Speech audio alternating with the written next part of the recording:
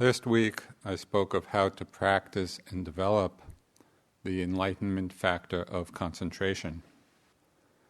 And it's concentration which in turn leads to the last of the awakening factors, which is equanimity. This mind state of equanimity has extremely far-reaching implications, both for how we live in the world and also for the developing of insights all along the path. And from one perspective, we could say the entire path to liberation unfolds or is supported on the foundation of equanimity, this very powerful enlightenment factor. Now, equanimity is the translation in English of the Pali word upekkha. And although upekkha in Pali has several different meanings, here it refers to one particular mental factor in a group which in the Abhidhamma are called the universal beautiful factors of mind. The universal beautiful factors of mind. And these are a group of mental qualities that always arise together in every wholesome consciousness. So they're qualities like faith or confidence, or mindfulness, self-respect, non-greed, non-hatred, pliability of mind, equanimity. So in every wholesome consciousness, all of these qualities and quite a few others, they're always present, they always arise. Now, equanimity, as one of these beautiful universal factors, is the particular factor called neutrality of mind. And Bhikkhu Bodhi has a very interesting and nice translation, a literal translation of the Pali word for this factor, upekkha. He says it could literally be translated as there in the middleness. Right? And the unusualness of the English construction, I like it because it really points to what it is. There in the middleness. Okay, so the characteristic of equanimity is evenness of mind. And when it's highly developed, when it's well practiced, it manifests as an unshakable balance. It's a mind that's not moved. And it serves to prevent either excess or deficiency of the other factors of awakening. So last week I mentioned Upasaka Key, the well-known Thai woman lay teacher of the last century. And I talked about her teachings, which she called normalcy of mind. So during this last week, I became a little curious about what normalcy of mind, what was the word in Thai that was the translation of? Because again, that's an unusual phrase, normalcy of mind. So I emailed Tan Jeff, who was a Western monk, who translated Upasaka Key's teachings, in her book Pure and Simple. So this is what he wrote in reply when I asked him, well, normalcy of mind, what is the Thai word and what is the translation about? So he said, normalcy is a translation for the Thai word pokati, and its usual range of meanings includes ordinary, at equilibrium, and unaffected by events. Upasaka Key tends to use it more in the latter two senses, of equilibrium and unaffected by events. When the mind is at normalcy, it is balanced, neutral, equanimous, and remains unmoved in the face of pleasure and pain. I like that idea of balanced, neutral, equanimous unmoved in the face of pleasure and pain, the idea of that being normalcy. Right? That's the normal state of mind. And so we can see how this quality of equanimity is actually born from concentration, just as it says in the teachings on the natural sequence of the factors of enlightenment. Concentration leads to equanimity. How? When the mind is concentrated, it has the power to keep the mind secluded from the hindrances. When the mind is concentrated, the hindrances are kept at bay. The mind is secluded from them. When the hindrances are not present, then the mind abides quite naturally in this place of equanimity, of equilibrium, of normalcy.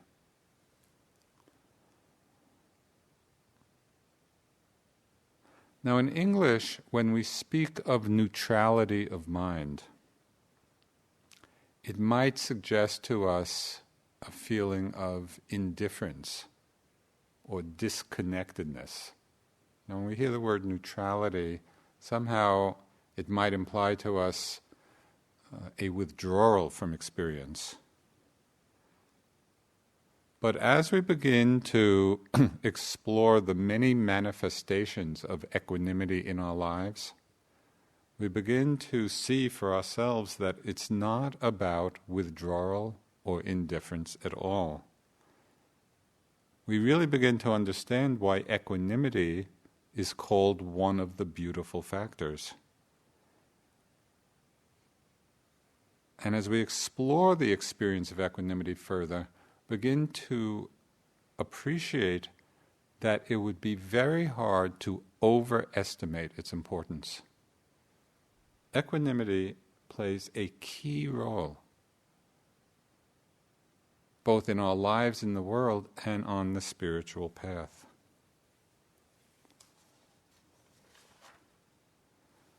So the first way we experience the cool and restful quality of equanimity is in the peace and balance that it brings to our daily lives.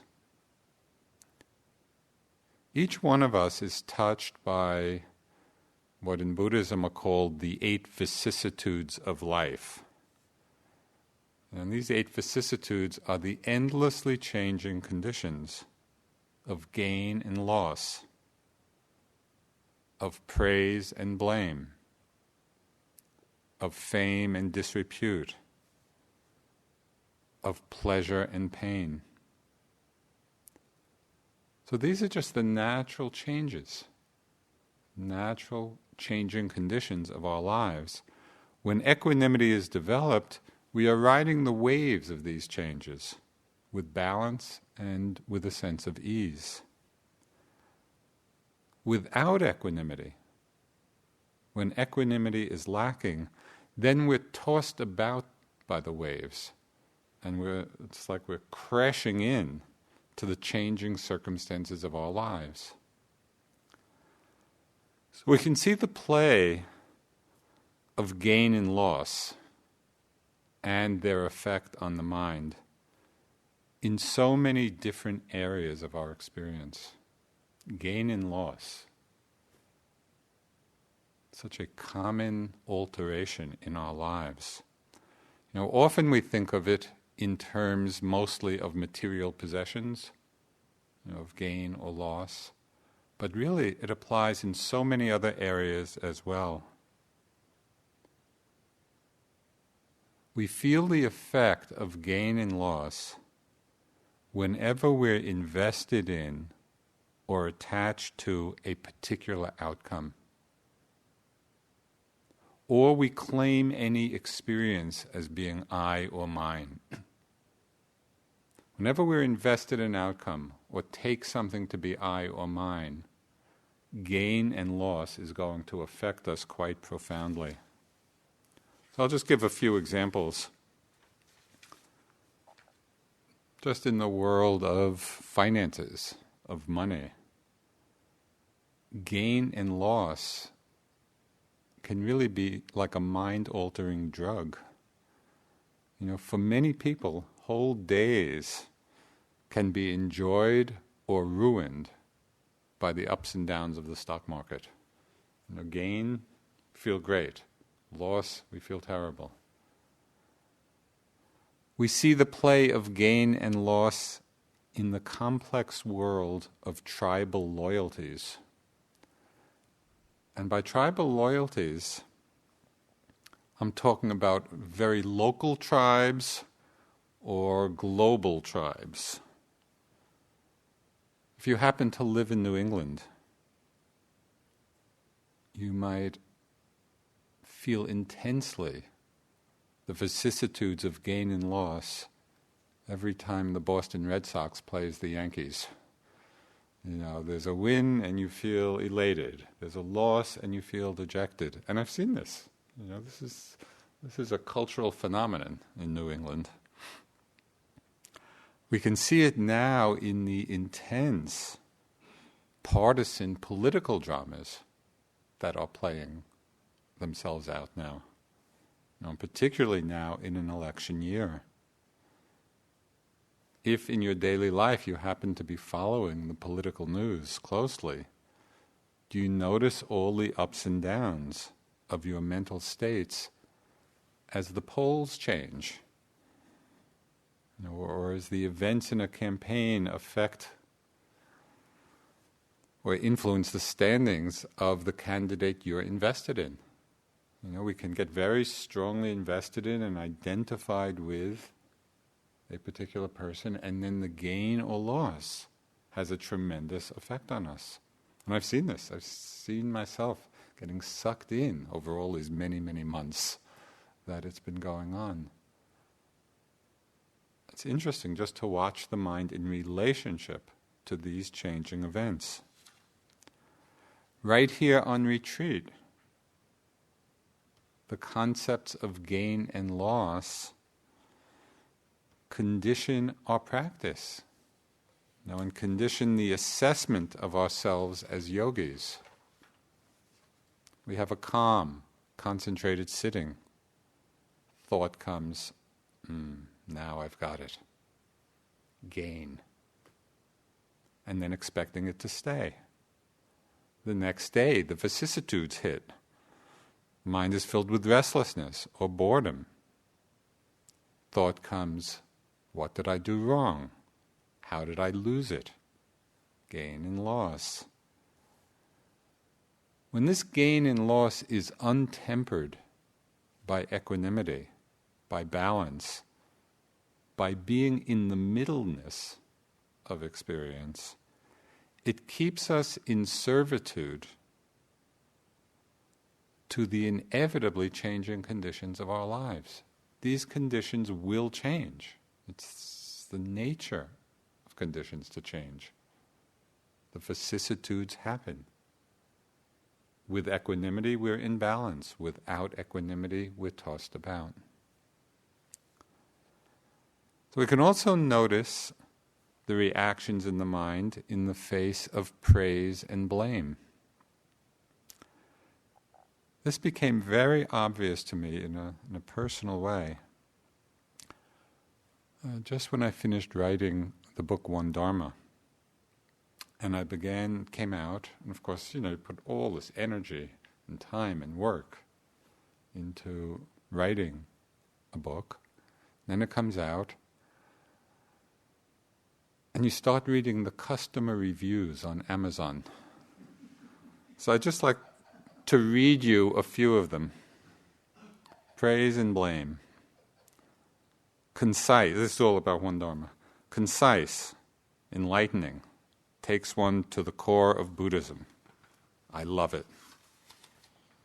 A practical, enlightening book that is a pleasure to read. Then, One Dharma not emerging in this book, not as significant a book as the title might suggest. And then this one is my favorite blame posting. This is pretty silly stuff. Well, you've just put all this energy into this work. Praise and blame.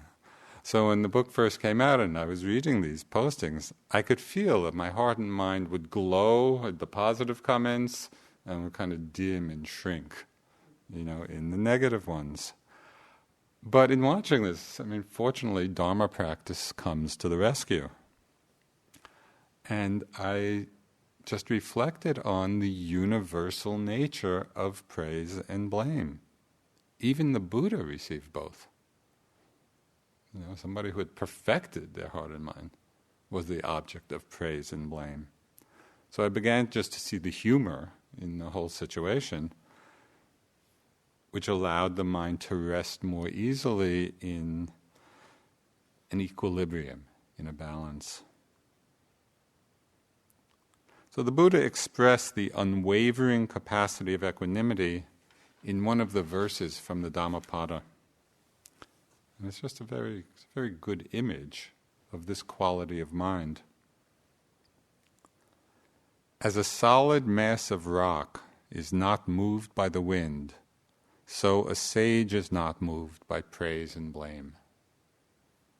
To have that steadiness, the mind unmoved. The vicissitudes happen, gain and loss, praise and blame, the mind unmoved. So the third pair of changes, of vicissitudes, these inevitable changes in our lives, has to do with fame and disrepute, or renown and disrepute. And these really are just more generalized forms of praise and blame. But there's a great lesson here, and that is, even though we may at different times hanker after fame or shrink from disrepute, they really only exist as ideas in other people's minds. They're just concepts or ideas that other people are holding.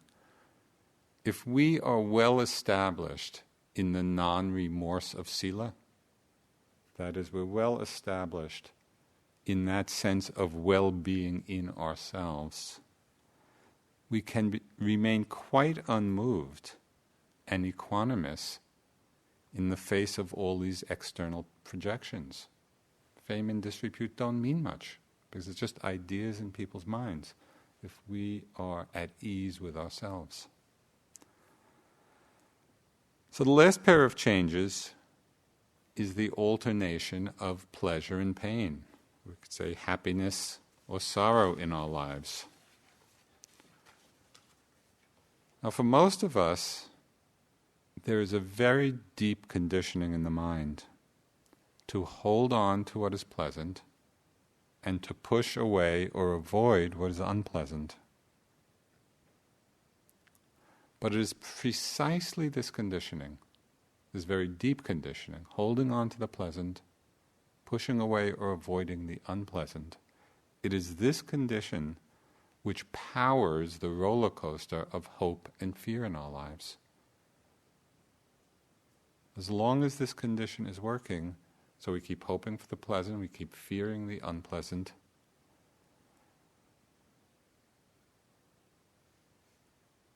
through the wisdom that comes from wise attention in our lives and in our practice, we begin to see that these changes of pleasure and pain, of happiness and sorrow, that the changes are inevitable, that they're not a mistake. It's not that the pleasant feelings go away because we did something wrong. It's simply the nature of all conditioned things to change.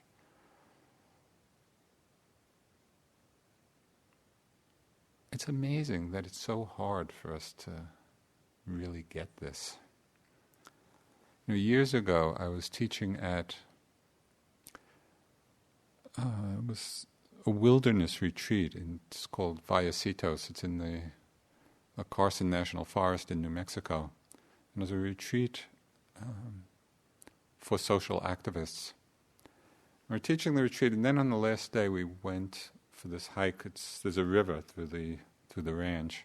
We went on a hike along the river, and on the way back, it had rained previously, and the rocks were slippery, and I just slipped on a rock, and I landed and it's like my knee hyperextended. And I was able to walk back, to the lodge. And I was giving a talk that night, and I had the thought, Joseph, better not sit cross-legged. But I ignored the thought. So I sat down, gave the talk. An hour later, I couldn't stand up. I had really done my knee in. Couldn't put any weight on it at all. I had to be carried back to the cabin, which was a little embarrassing. And for many hours that night, my mind was just berating myself for being so careless on the rocks, and then I was thinking of the future. I had a whole busy summer schedule of teaching. How was I going to manage with the knee? And then at a certain point, just my mind shifted into the place of understanding and acceptance. And it was expressed in a mantra that came to my mind, which I have since used many, many times, and it's been very helpful to me. The little mantra that came to the mind is, anything can happen anytime. Just anything can happen anytime. Why? Because conditions keep changing. Now we hear that anything can happen anytime, and you might think, oh, well, that would make one very fearful or paranoid. We have to be defensive. But it's actually just the opposite. When my mind came to that place of understanding, it relaxed. It relaxed into an acceptance, into an openness. It was just an acknowledgement of the truth of these changes. Anything can happen anytime. Relax, be open. We can have equanimity.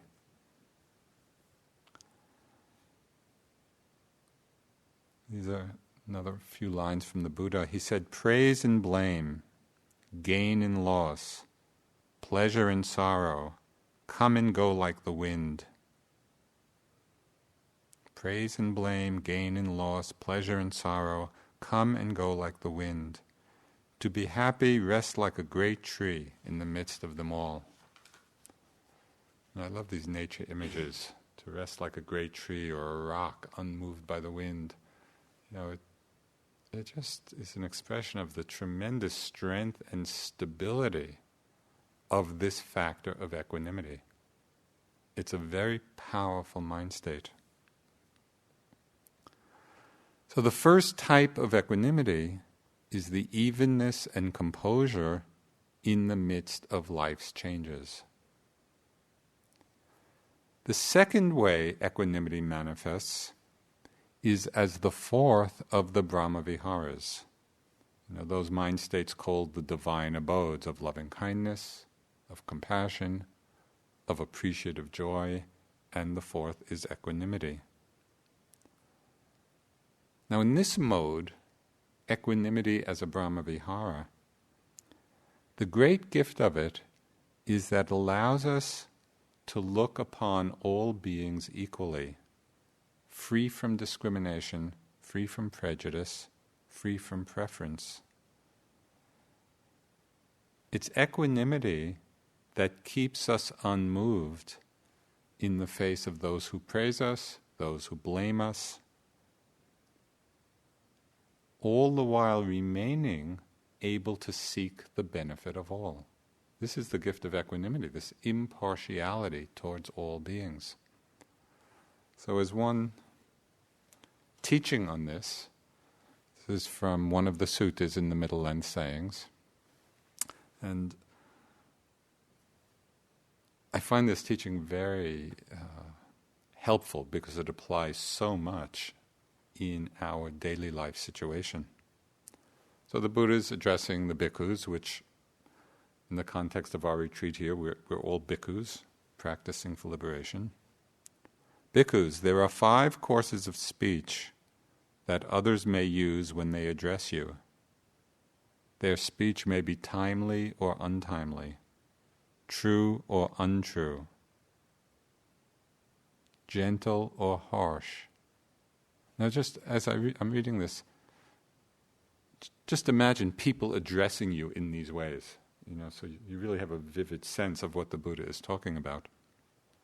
People may address you the timely or untimely, true or untrue, gentle or harsh, connected with good or with harm, spoken with a mind of loving kindness or with a mind of inner hate. The Buddha is saying people will address us in all these different kinds of ways. Here in bhikkhus, you should train yourself thus. Our minds will remain unaffected. We shall utter no unskillful words. We shall abide compassionate for their welfare with a mind of loving kindness. How well are we able to do that? In the face of speech coming at us, true or untrue, harsh or gentle, with intent to harm or intent for our welfare. What's the quality that makes possible abiding in evenness, remaining unaffected, abiding compassionate for their welfare? The quality of mind that allows for that is precisely equanimity. The mind not affected, the mind there in the middleness, just resting in evenness, aware, mindful. Oh, this is this kind of speech, this is that kind of speech. We're not moved by it. Very powerful training.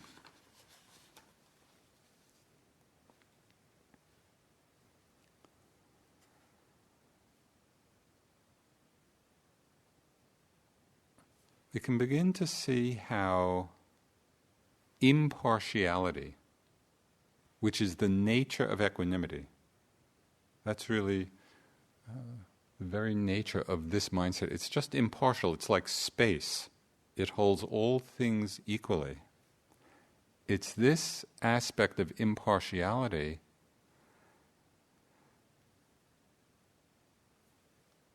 which enables the other Brahma-viharas to be boundless. This is the gift of equanimity, to metta, to compassion, to appreciative joy. Because the mind is impartial, it embraces all. So it makes these other Brahma-viharas boundless. We can see this at work, watching how people like Dipa Ma or the Dalai Lama, who've developed this to such a great extent, just how they relate to people. You know, there's one story of His Holiness. He was at a conference, this was years ago, in some big hotel, I think it was in Phoenix. And as he was leaving, he asked the hotel management just to call together all the workers in the hotel, had them line up, so that he could greet every single worker of the hotel. Oh, that's pretty amazing.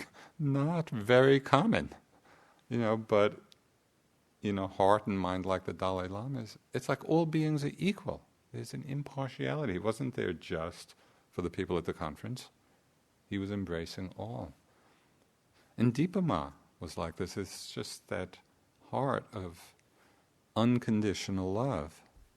It's like whoever came into her presence, it was just like being blessed. There were no conditions. There wasn't a holding back. This is how somebody described Dipa Ma, they had gone to see her in Calcutta,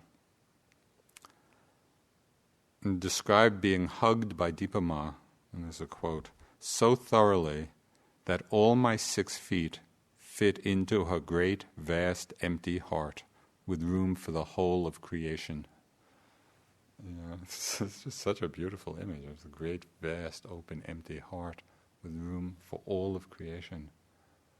What makes that boundless quality possible?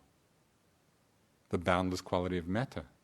What makes it possible is equanimity, is impartiality. So you see how it just suffuses all these other divine abodes.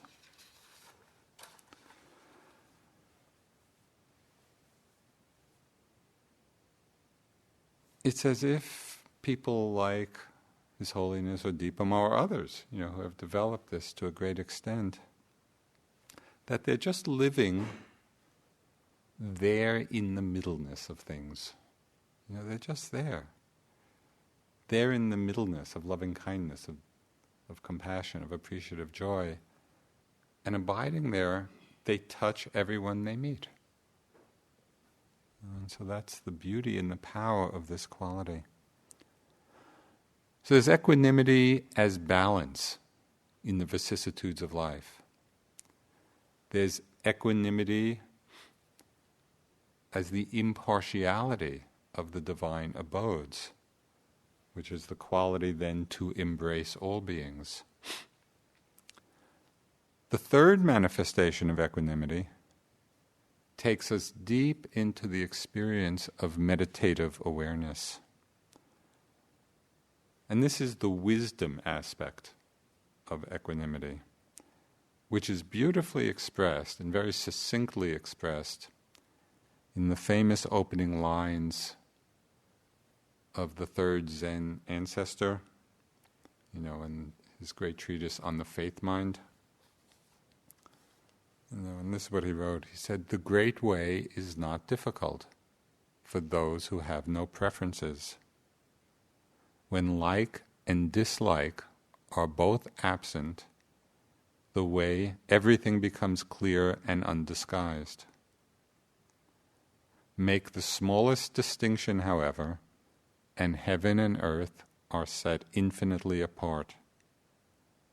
To set up what you like against what you dislike is the dis-ease of the mind. The great way is not difficult for those who have no preferences, who are abiding in equanimity. When we practice the great way, that is non-preferential awareness, impartial to whatever arises, this supports the development of all the factors of enlightenment. And as they become strong, we develop deeper and deeper insight into what the Buddha called the three characteristics of experience. When like and dislike are both absent, everything becomes clear and undisguised. It's such a direct teaching. When there's equanimity in the mind, impartiality in the mind, everything becomes clear. And we begin to see on deeper and deeper levels the nature of these characteristics. We begin to know the truth of change not only as a conceptual understanding, but in the very direct experience of things arising and passing away. And sometimes we experience this arising and passing on a more macro level, but increasingly, as our practice deepens, we experience the arising and passing away on an increasingly refined momentary level, micro level. As we're attuned to this moment-to-moment changing nature, arising and passing away nature of all phenomena, at a certain point in that momentum, when the experience of change becomes so clear, then our practice shifts, and what is happening becomes less important than the process of change itself. It's as if we shift from the level of content to the level of process. The mind starts to focus on the process of change, and that's what we are mostly aware of. With equanimity, with the mind of no preference, we begin to experience the truth of dukkha, the unreliability, the unsatisfactoriness of conditioned phenomena. Now we begin to see the continual dissolution, the dissolution of everything that arises. And at certain times we can see the dissolution of consciousness itself. There's no place left for the I to take a stand. Everything is just arising and passing, vanishing, dissolving. There are many stories in the suttas, in the Buddha's discourses, of people getting enlightened just by hearing this one teaching. Okay, so I'll just say it again. This is your chance. Whatever has the nature to arise will also pass away. And the Buddha said this so many times in the discourse. Whatever has the nature to arise will also pass away. What would it be like if we really let this in? Whatever has the nature to arise, which is everything in our experience, whatever has the nature to arise will also pass away. If our understanding were complete, if we could really let this in, we wouldn't hold on to anything. Holding on wouldn't make sense. So, with the great power of equanimity, we are attuned to the arising and passing away more clearly, to impermanence, to the unreliability of phenomena. And we experience with greater clarity the truth of selflessness when we see that nothing lasts long enough to be called self. We see that all phenomena are simply arising out of appropriate conditions. They're insubstantial, they're empty of any inherent self-existence. All phenomena are like a rainbow. Now, what's a rainbow? A rainbow is an appearance arising out of certain conditions of light and moisture and air. Conditions come together, there's an appearance of a rainbow. A rainbow is not a substantial thing. It's an appearance. All phenomena are like a rainbow. Appearances arising out of appropriate conditions. They're both vivid. We see the rainbow clearly. So it's a vivid experience and at the same time completely insubstantial.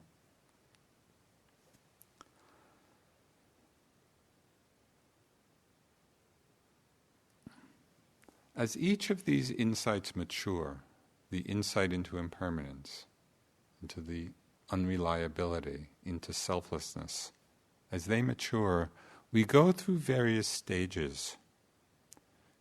And in some of these stages, the mind is filled with a very exhilarating rapture.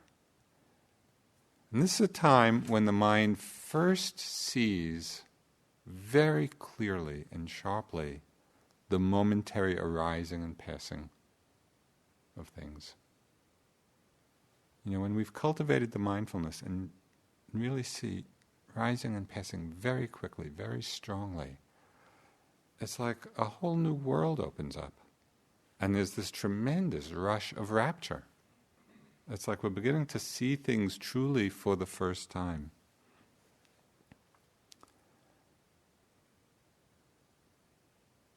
As we stay with the practice, there can come a sense of tremendous clarity, understanding more deeply what is really the path and what is not the path. That is, we see that as wonderful as that rapturous feeling was, holding on to that is not the path. That the path is not holding on to anything. So we don't cling to these special experiences that may arise. And as we just continue, in the path of awareness, deepening our insight into impermanence, into dukkha, into selflessness, sometimes we go through periods of what St. John of the Cross called the dark night of the soul. There are some interesting parallels in the different spiritual traditions. In insight practice, we can go through periods of profound distress, seeing that nothing at all in conditioned existence can provide a true and lasting happiness. Now, we may know this conceptually, and that makes sense, but it's when we're in the middle of it, when we're really in the middle of seeing the dissolution and unsatisfactoriness on this very momentary, energetic way. So we go through feelings of distress and fear, and we don't feel very happy at that time. But if we persevere, if we keep on developing equanimity in the face of these experiences also, we reach what is the culmination of meditative insight.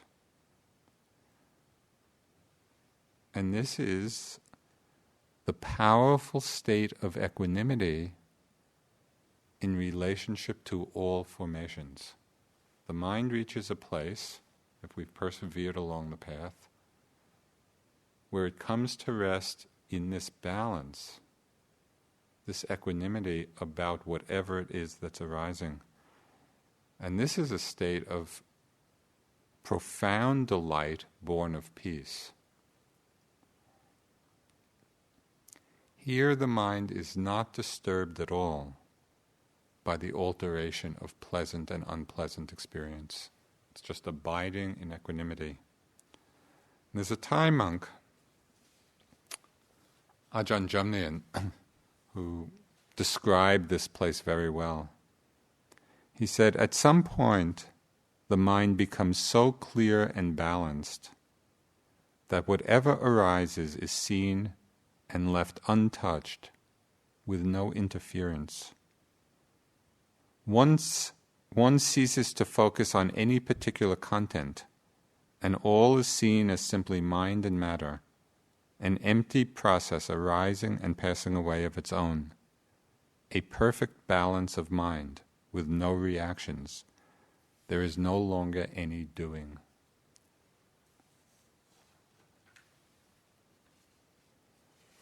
So this stage of stable equanimity, it's actually likened to the mind of an arhat, the mind of a fully enlightened being. Unshakable with regard to anything that arises in the field of consciousness. So we can get a taste. We're not actually arhats yet, but at this place of equanimity, we get a taste of it. We get a feeling for what that quality of liberation would be like. It's a taste of what the Buddha repeated many times in the Satipatthana Sutta, where he said, and one abides independent, not clinging to anything in the world. You know, when I read those lines or hear those lines, I feel them as so joyous. And one abides independent, not clinging to anything in the world. What an amazing place of freedom. So Sayadaw U Pandita used a more colloquial example, of this experience of equanimity about formations. He said it's like driving a luxury automobile on an untrafficked freeway on cruise control. So that's the nature of experience, in this place of balance.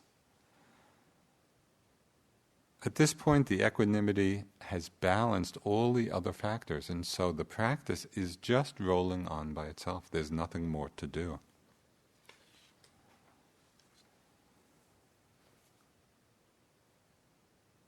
Okay, so there's the equanimity in the face of life's changes, of vicissitudes. There's the equanimity of the Brahmaviharas, that quality of all-embracing impartiality. There's the equanimity of meditative wisdom. Through the development of insight, we come to this place of balance, of equanimity with regard to all formations. The fourth kind of equanimity that I'll mention very briefly is the last of the paramis. And these are the qualities that a bodhisattva, a being aspiring to Buddhahood, has to bring to perfection, and develops to perfection over the course of many lifetimes. And it's these same paramis or perfections that are developed in us all to a lesser extent on our own path of liberation. So just as a reminder of what these paramis are, there's the quality of generosity and morality and renunciation and wisdom and diligence and patience and truthfulness, resolve or resoluteness, loving kindness, and equanimity. So this is quite a collection of beautiful qualities. Out of these 10 paramis, 2 of them are the mainstay of all the others. And the 2 that are the foundation of all the others are patience and equanimity. Lady Sayadaw, who I've mentioned before, one of the great Burmese monks who lived in the beginning of the 20th century, he wrote that only when we have set ourselves up with these 2, patience and equanimity, can we expect to fulfill the rest. So it just gives a sense of how important this quality of equanimity is. It's the basis for all of the other paramis. It's what empowers the other factors of enlightenment, gives us balance in our lives. So the question then is, how can we develop it and strengthen it in our practice? How do we actually practice equanimity?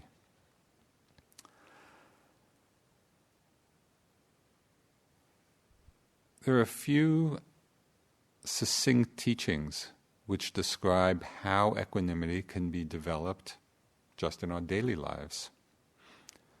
And the well-known example, which I like a lot, is in one of the teachings of Ajahn Chah. And it's said that at a certain point, he was with his group of students, and he held up a cup, and he said, the proper way to relate to this cup is as if it's already broken. Doesn't mean we don't take care of the cup, it doesn't mean we don't use the cup, it doesn't mean we don't wash it when it's dirty.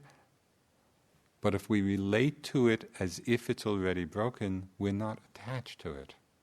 When it changes, when it breaks, as it inevitably will, the mind remains in equilibrium. So can we relate to all things as if they've already changed, as if they've already broken, as if they've already disappeared? That's a way of reminding ourselves, yes, in the face of whatever's arising, it's pleasant, it's not pleasant, it's going to change. If we remind ourselves of this, it's already broken, it's already gone, it's already disappeared, then we attune to this place of evenness and equanimity in ourselves. There's another teaching which I have found very powerful in my life. And I came across it when I was still in college studying philosophy.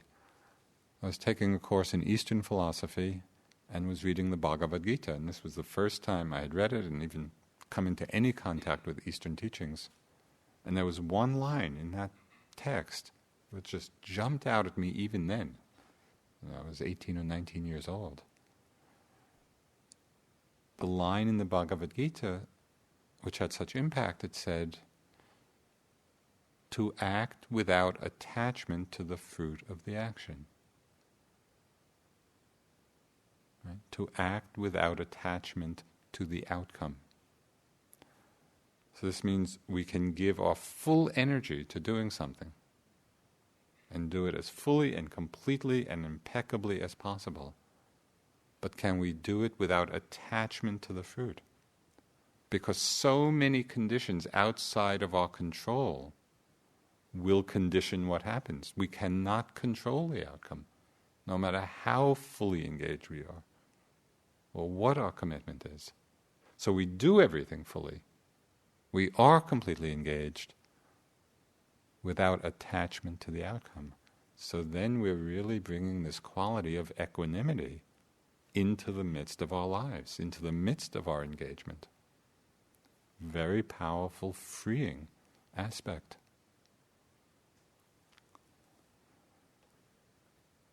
And then a teaching of His Holiness, the Dalai Lama, which is so counter to our cultural conditioning, when he said the value of an act is not measured by its success or failure, but by the motivation behind it. Right? And so we don't measure the fruit of our actions by its success or failure. We're not attached to that. We're really measuring it by the quality of our motivation. That's something that is within our power. That's within our domain. So all of these cultivate this quality of equanimity in the midst of action, in the midst of our engagement with the world.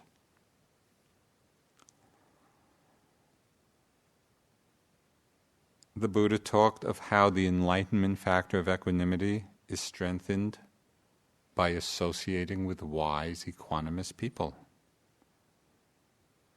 Kind of in the text, it has a very pointed remark. It says, avoid those people who go crazy.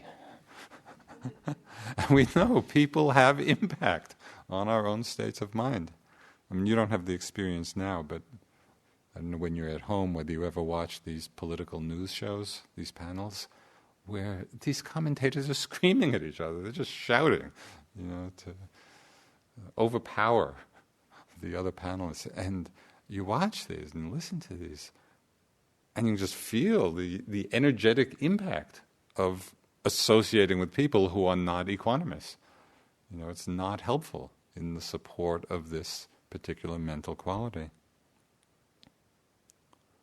Of course, we might consider watching these shows just as an advanced practice.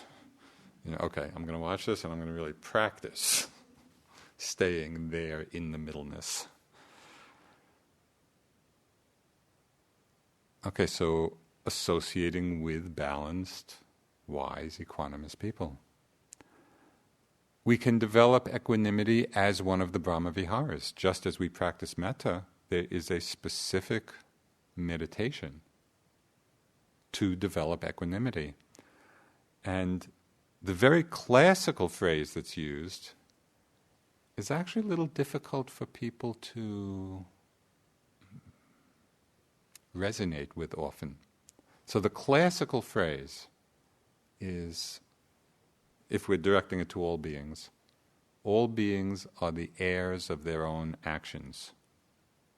Their happiness or unhappiness depends on their actions, not upon my wishes.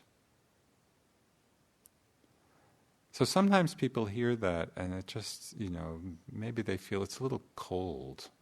All beings are the heirs of their own action. Their happiness or unhappiness depends on their actions, not on my wishes. But when it's held in the right way, and this is really how I practice it, I see that expression as the gift of wisdom to whoever I'm directing it towards. It's like saying, yes, I may have all the metta and all the compassion that's possible, and still your happiness will depend on your own actions. So it's like we're offering a gift of understanding. We're offering a gift of wisdom. And that's done with this great impartiality. It's really a manifestation, an expression of this great equanimity. This is the wisdom aspect of equanimity. And in our insight practice, equanimity comes about through wise attention and continuous mindfulness. Because what does mindfulness mean? It means being aware of what's arising without attachment, without aversion. When mindfulness is present, equanimity is automatically there. All these universal, beautiful factors arise together.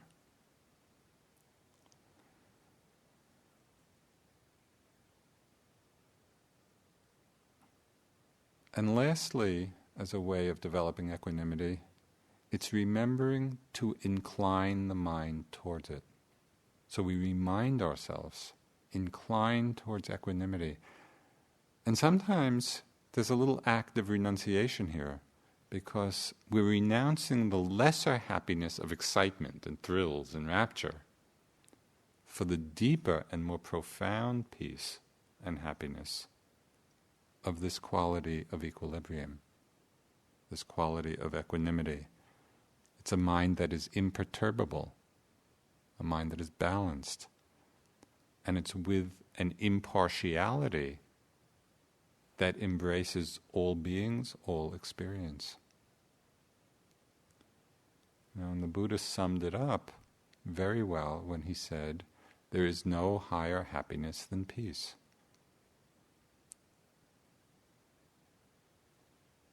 So this is the nature of this very powerful and beautiful mind state, this awakening factor of equanimity.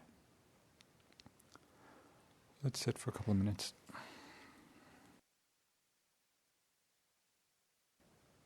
The great way is not difficult for those who have no preferences. When likes and dislikes are both absent, everything is clear and undisguised.